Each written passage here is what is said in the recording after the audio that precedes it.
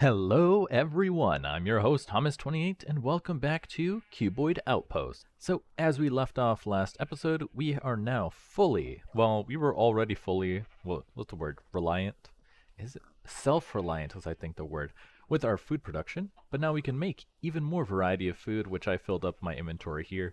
We have a little bit of a feeding upgrade, so these can automatically feed us. I was going to make other upgrades, but they take string, and I didn't make the thing to grow string. So I think I'll just do that at another time.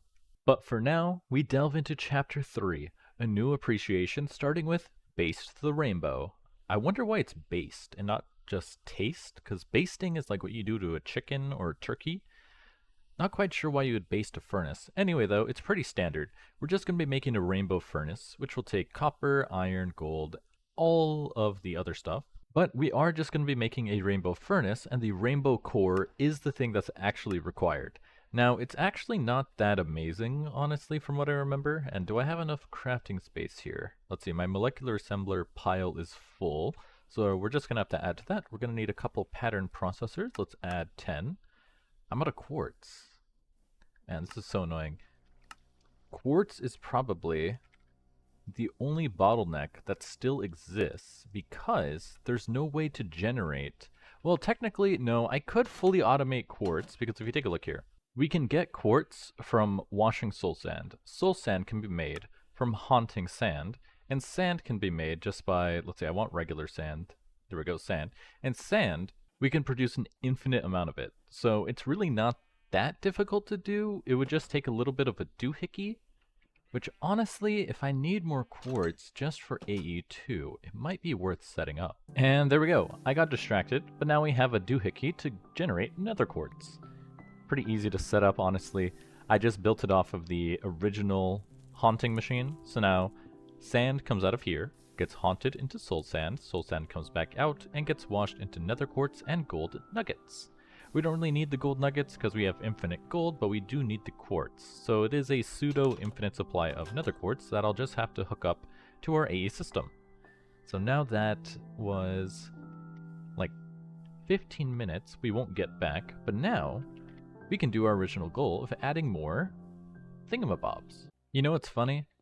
While I was working through the rainbow core, I realized every other color is pretty easy to get except for yellow, because yellow dye only comes from 3 sources, all of which we cannot farm, which is really weird.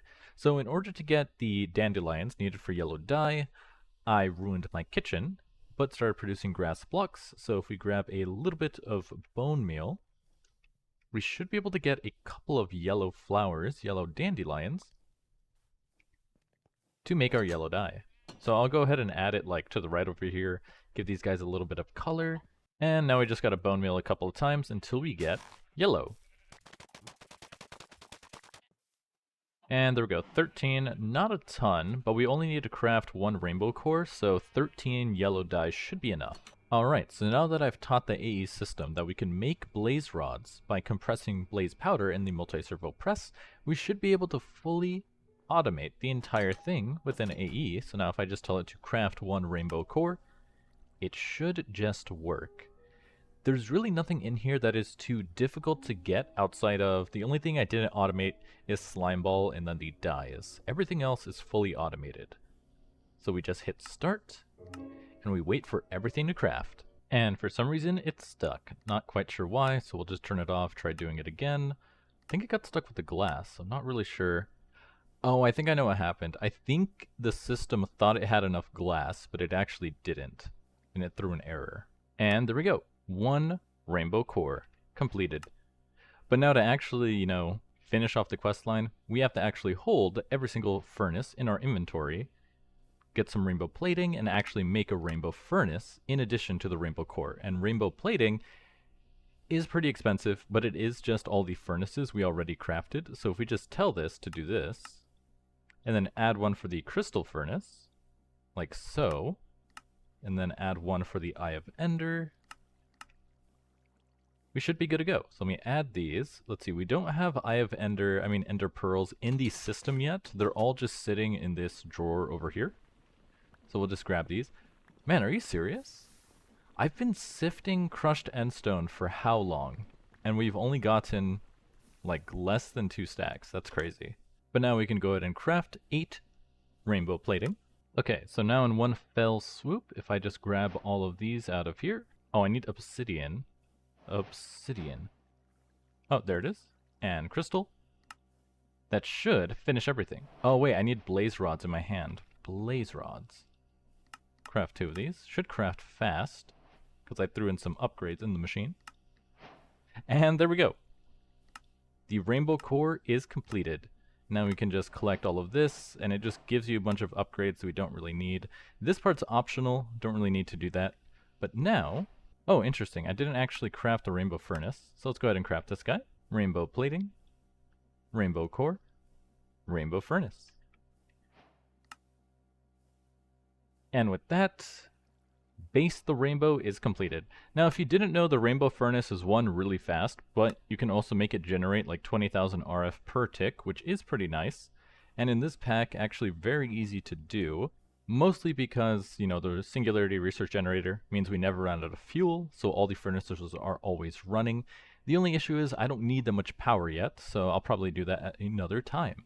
Now then, the next subchapter of Chapter 3, Alloy. So we already have most of the alloys. I think for it to actually finish though, I just need to grab a couple of this stuff. So we just need to grab an Invar gear, which should be pretty easy. Invar gear. Just like that. To finish off this. Then we already have the induction guy right over here with signalum inside that I was crafting. Now we need lumium and enderium. Lumium, which we have a bit in here. And then the only one needed to finish off the quest is enderium, which I have not crafted yet. But all it takes is diamond, lead, and enderpearl dust, or enderpearls. And it does look like there's no way to duplicate the, well, not duplicate.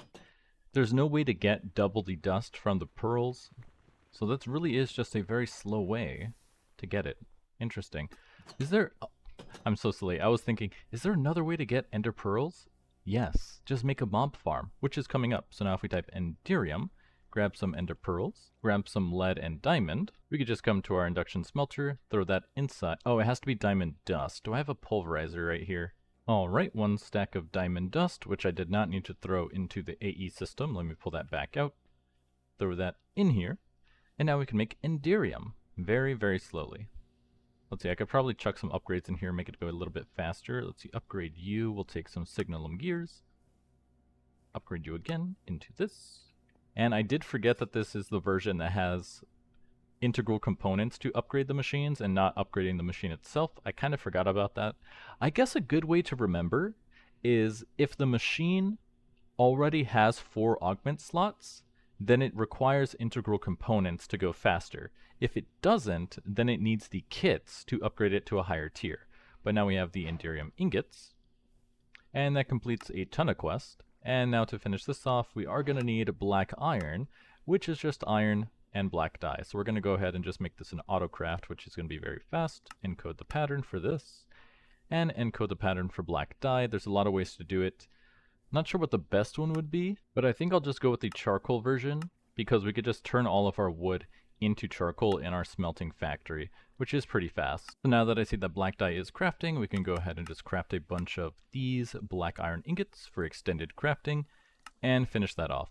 Then they do have the ender ingots, which I believe are just like the same thing as enderium, except not useful outside of extended crafting, which is mostly just like for this stuff, so you can go into like these things. It does have some use outside of that, but really not too much. But with those crafted, that finishes off the alloy chapter, and we're all set. Now I believe chapter 4 is where we're going to build the mob factory, so for now our low supply of ender pearls is going to be a little bit of an issue if we need a lot of enderium, but I don't think we're going to need it yet. And now for subchapter 3, Thermalcontents, which is mostly a lot of stuff we already have. As you can see here, sequential fabricators. We don't really need these like for progression at all, they're just optional. But we can finish it off pretty fast though, so we'll just need tin and copper gears. Tin, actually if I just type gear, they should all come up. Tin and copper, copper gear, and tin gear to finish off that quest. Then we'll need a machine frame and redstone flux coil. Machine frame, flux coil, bam bam, quest completed. Then all of these are optional. You don't get anything for doing them. Then over here, also optional. Then down here, fractioning still optional. We already have a blast chiller. Why do I need another one? What does it want us to use a blast chiller for? So let me grab this and put you back to finish off that quest. Required for what's left in the end. Interesting. And then for some reason, lumium gears aren't optional, but making the phytogenic insulator and phytogrow is. So we can grab our lumium out of here, turn that into a lumium gear. And sorry about that, I got a phone call, but funny enough, after crafting the lumium gear, that actually finished thermal malcontents. Like everything else is just optional. So I guess really all you needed was like these things. Like even the components are optional. So I wonder what we need the lumium and the inderium for. That's going to come up. But now we go to subchapter 4, Industrial Foreboding, where all we have to do is make plastic, which is probably the easiest thing we can do. So let's go ahead and make ourselves some stuff, throw all that in there, keep that in here, get rid of all of this, and make a pity machine frame. Done. Now we need fluid extractors in order to pull the rubber out of the trees. And all we're missing are the pistons and pressure plates, so let's just make a stack of these. Then request our pistons. Can I just tell it to make a bunch of pistons for me? I can. 64 pistons, thank you. And make one fluid extractor. And now that we have the fluid extractor, we just need to use acacia trees to get latex. This is a lot of text. All you gotta know is they don't need power. Acacia logs give you the most. That's it. Now, do we need to fully automate the production of latex? Probably not. Am I gonna do it anyways? Yeah. So if we just do this, do that, add some hopper botany pots. And it was funny, a while ago I said, oh, we probably don't need the other types of singularities. Well, it looks like we do. Are these growing? I think they're growing. They're growing very, very slow. But 2 hopper botany pots with acacia saplings should get us there pretty fast. So now just slap on a storage bus onto this. So then all we gotta do is put a formation plane here, filter you to acacia log. Acacia. Just like that. Place as block. So now whenever this block disappears, it'll replace it. So now we're generating latex. It's pretty slow, so let's add some power. Okay, so now that it's fully powered, we're getting latex a little bit faster. Doesn't really matter too much. We'll just let it run for a while. But now to actually convert the latex into our plastic... Ah, here we go. I remember. So now we need the latex processing unit to turn it into dry rubber, and then the dry rubber into plastic. Which, if I read the quest book, would have told me that. Now that we added a bunch of pipes and stuff, now if I just add a sink... I'll put it underneath it. Like right here. Sink. Mechanical pipe. Pipe the water out into here. Supply the power. Now we take the latex and the water to make our dry rubber. Pretty slow. I think I'll just make this, like, what's the word I'm looking for? Like, I'll expand it out this way just to add double the processing so we can make latex faster to get the dry rubber. But there we go. 4 pieces of dry rubber. Now we just have to cook it into plastic. And you know what they say? Life in plastic, it's quite fantastic. Grab this, and why is it not working? Work. Plastic. There we go. Oh, it's weird. I think the quest book gets stuck if you ever like try to fulfill the quest while opening one of the Cuboid mods, like GUIs, which is very odd. Let's see, those are optional. More dry rubber, more plastic, cook that. And now we just need to make ourselves a dissolution chamber, which is like the main crafting thing in industrial foregoing. And now using the dissolution chamber, it wants us to make simple machine frames, which are used for the higher tier machines in industrial foregoing, which will take a little bit of plastic, gold gear, nether brick, pity machine frame, and latex. Generally, the good idea you should do is if you hover over this right here, you can see there's a lot of pages. Most of it takes latex, but some of them don't. Like this one takes pink slime to make the pink slime ingots. It's usually better just to have like one machine for each type of fluid, since we don't have access to the advanced like fluid pushing in AE2 in this mod pack. Now with all the items together, pity machine frame, plastic, nether brick, iron, and gold gear to make ourselves the simple machine frame.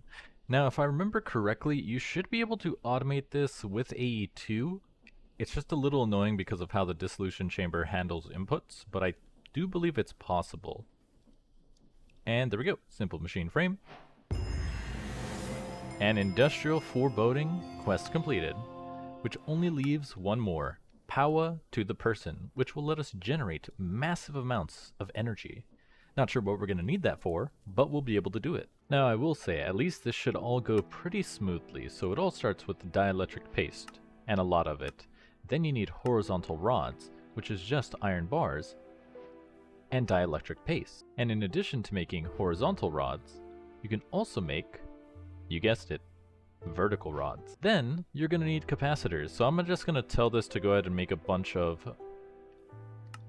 like 200 redstone blocks, because I keep needing these for like everything. So we'll craft a ton of these. Wait, what did we run out of? What is that? Oh, the paste. Let me put that in there. There we go. Make a bunch of these. And now we can take our two basic capacitors and turn them into bigger capacitors. And don't forget, you can actually take your regular capacitor and then shrink them into tiny capacitors. Then using your horizontal and vertical rods, you can make yourself a dielectric casing, which does a whole litany of stuff. And now you can craft the most important item in Power, the energizing orb. With this, you can energize, you guessed it, the orb. And the orb contains items that we're going to use to do crafting. And it looks like automating nether quartz did pay off because you need it to craft the starter energizing rod. So go ahead and make another one of these, and we're all out of horizontal rods. Nice. Horizontal, wait, what? It's right here. Dielectric casing, energizing rod. Oh, it's because it pulled it out of my inventory instead of where it needed to be. Gotcha. And now you can make a charged snowball. Now we're going to need a source of power for this, so I'm going to go ahead and just finagle this guy. So let me break these two cables. Where's my configurator? Configurator, wrench mode. Thank you.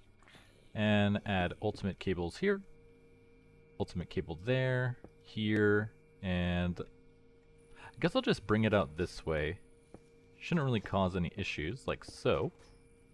Add my energizing starter rods, add one energizing orb, and now all you gotta do is throw in your iron and your gold, and it'll start energizing. So you can see there, the whole process to make energized steel was pretty fast. It goes faster depending on how much energy you can throw into the orb.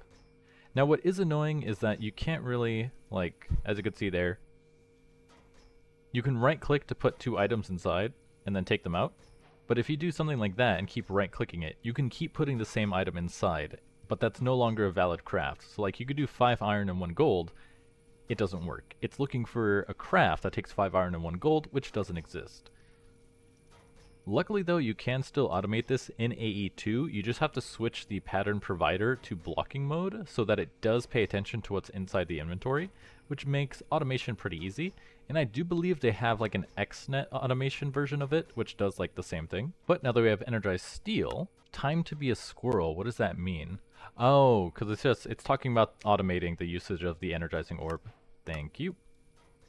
But in order to finish this, we need to come all the way to niotic crystals, which are required for what's left in the end. So to make a niotic crystal, we need 300,000 Fe into a diamond, which right now, the starter rod can only output 100 Fe per tick. So if we wanted to do 300,000, that would take a very long time. So to save us a lot of time, we're just going to create the autocrafts for all of the energizing rods and go all the way up to something very high. Okay, so it should be fully set up. I believe that they show how to do it with XNet, but this is how I do it with just, you know, standard AE. Let me go ahead and add this over here, and that's a pressurized tube, so that's fine. Starter thing and starter thing here, so those should reach. So what I do is I just put a pattern provider on the bottom, set it to blocking mode, do not push, so it knows if it sees something inside of here, don't push any ingredients. So it should work. Then I have an import bus filtered to those outputs from the machine. Then right now we have 5 starter energizing rods, so we can kind of amp up the energy production. Now there is going to be a problem that we run into very fast, and that's actually that the crafts take a lot of power. So you can see here, making energized steel only takes 10,000 Fe, but something like the spirited crystal takes 1 million Fe. So before we can go all the way to the highest tier, we're also going to need better energy production, which I don't think is in this one. It just wants us to go up to the niotic crystal and then later nitro capacitor, but you can see here we do need nitro requirements first. So I'm not actually sure what it wants us to do for power. Now we can actually use the rainbow furnace for this, which is not bad. I just need to set up the energy cube crafts, because we could just go all the way up to the ultimate energy cube to give us 102 million FE of storage, which should be pretty good for how much crafting we need to do right now. Okay, and I believe it's working. When you see the particles start flying off the rainbow generator like that, it usually means the rainbow generator is getting the power, and we are having an input of about 50,000 FE per tick, which should handle all the crafts we need through Powah.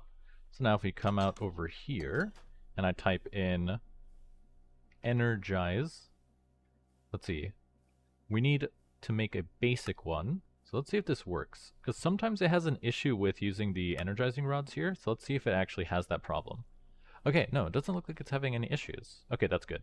So now if I make 4 more of these, and these ones should be pretty easy. It's going to be the higher tier ones that are really going to test the system. Because usually the way I upgrade these is I do it 1 tier at a time. So now that all of these are done, I could just break those. And these are all basic, so now we just upgrade to basic tier. And then I come in here, throw in all these starter ones.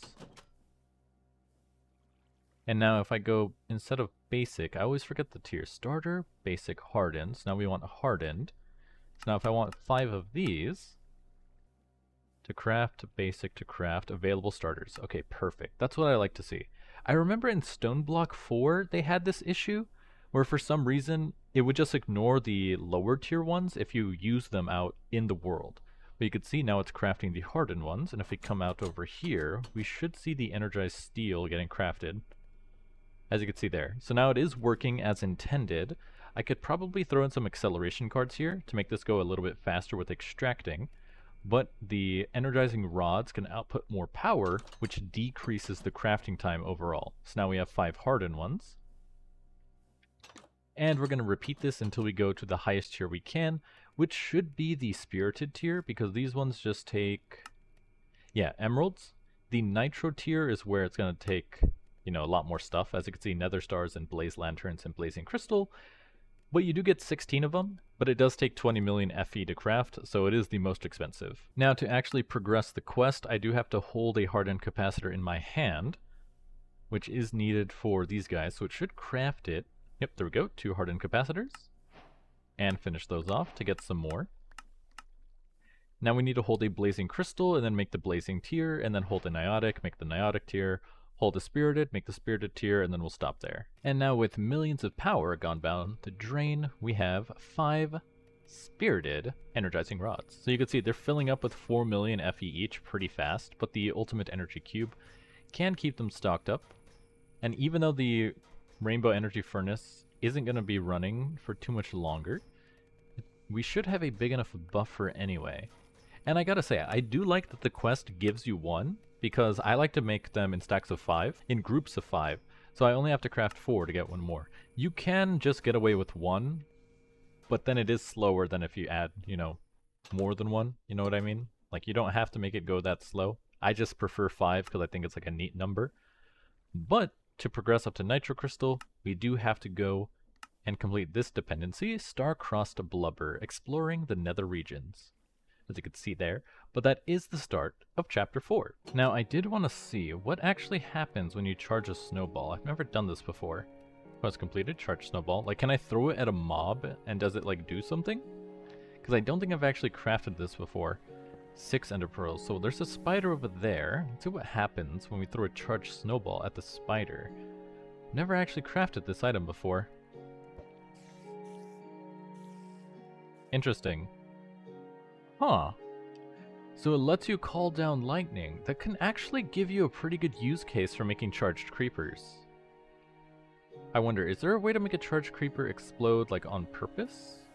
Not sure, because I can think of a couple ways where a charged creeper explosion could actually be pretty useful.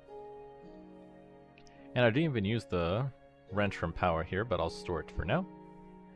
But with that, we've completed Chapter 3, and we're going to start Chapter 4 next time. Not quite sure though. Actually, now that I think about it, none of this is particularly required. As you can see here, this is the main one that's required. This is just for making like a very efficient mob farm because you get access to the vector plates. But the only thing here we need to do is set up the wither gas, ether gas thingamabob. Pack your bags with just backpack upgrades, and all of this is optional. None of this is required. Up and away is just making jetpack. So I guess we could make a jetpack. Leather strap. We'll need leather and iron nuggets. I believe we have enough for this. No, we're gonna have to slay some cows. And for some reason we have one cow. Interesting. I thought we had more than one. Okay, so I guess we're gonna have to get rid of a horse. And he did not drop any leather, so his death was in vain. Well, we're gonna need a little bit more leather then, unless I have some rotten flesh available maybe? We do. Perfect. Now we can take the leather, make a leather strap, then hit you to make this. Copper this, copper that. Okay, this is gonna be a lot of little crafting. So if I just type in here, iron jetpacks, we should be able to go straight. And do these require... Okay, they do require the tier of the one before it. So I think I should just set up all the autocrafts in here. That'll make it go a lot faster. And there we go. This is every pattern needed to go all the way up to the emerald tier jetpack. Pretty expensive when you think about it. But now to finish the quest, I have to make sure I touch every single component at least once. And see, this is what I'm talking about. So I have the autocrafts here, but it wants to craft a copper jetpack, even though if I put this one in here and tell it to craft, it wants to craft a new one. Which if I let it craft a new one, it's not gonna work. But if you just let it move here, it does work. I wonder what causes that like mismatch, because I've only seen it a couple of times. Now, why do I not have this guy in here? Oh, but that's funny. So after you finish off this tier 2 jetpack quest, that does finish off the chapter. But we don't need to do all of that. So, steel... Why do I not have the steel capacitor? Steel capacitor? Why did it get used up? Not quite sure. And I forgot, now that the chapter's technically completed, every time I do one of these, I'm going to hear that over and over again. Nice. Okay, hopefully it doesn't repeat anymore. 1 emerald jetpack. Minus the steel one. Because for some reason, the gold or the steel is needed to make the diamond jetpack, so I'm not sure what the difference is there. But the emerald one does store 48 million FE. So I'm going to go ahead and just throw it into our ultimate energy cube here for charging, and then we can use it to explore the end. Now, taking a look back at chapter 4, really, we can kind of skip this one for later. And then we have to explore the end to do a bunch of this, explore the nether to do a bunch of this. And now that I think about it, it actually kind of makes sense. I think the slaughterhouse should be at the end, because when you think about it, nothing in the end is really important to the next couple chapters of progression. But in order to get the ether gas, we need a wither. But to get a wither, we need the wither skeletons, which are only found in the nether. So it's kind of putting the, chicken before the egg. Or is the egg before the chicken? Not quite sure how that works. Let's see, this has 4 armor, our armor has 8, so we do lose a bit, but now, how do I fly? How do I fly with this thing? Shift for info. That's a lot of stats. How do I fly? Okay, I just checked the settings, so it should be V to turn the engine on, and then B, no, C, no, H is hover. There we go. So now we can do that. Wow, and you actually fly very fast. Okay, this should make exploration extremely easy. And that doesn't even take too much power. No, actually, no, that takes a ton of power because we're just hovering and we're burning through what looks like maybe 20,000 FE every second, which is quite a lot. With 48 million, that gives us a lot of flight time, but I think when we're exploring, we're definitely going to run out pretty soon. But even though this episode is looking like it's going to be on the shorter side, I gotta say, we accomplished quite a lot. Now that we have access to our jetpack, we essentially have creative flight at a limited cost. But taking a look at the quest book, it does look like we are close to the end. Maybe 1 or 2 episodes left, but I'm having a good time. But as always, I'm your host, Hamas28, and I'll see you all next time.